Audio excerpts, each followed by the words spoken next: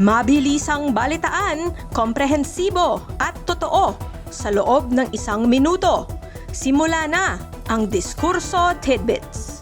Pagkapanalo ni CAMSUR Governor El Rey Villafuerte sa Alabang Mango Tea Golf Invitational Tournament, binawi. Ang mga puntos daw niya, malapanta siya. Naku, kung sa simpleng laro lang nandaya na, paano pa kung kapangyarihan at pera na ang usapan? Suspect na may 26 counts of rape, arestado sa Cavite matapos ang 16 years na pagtatago. Salamat sa pagpupursigi ng PNP.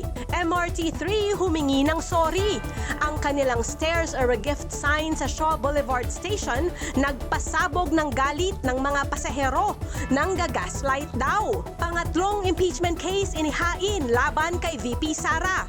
Ayon kay De Lima, ang mga ebidensya laban sa kanya ay galing mismo sa kanyang bibig.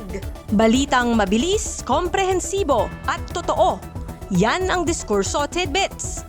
Basahin ang tungkol sa lahat ng yan at sa marami pang ibang nakatutuwa at makabuluhang balita sa diskurso.ph.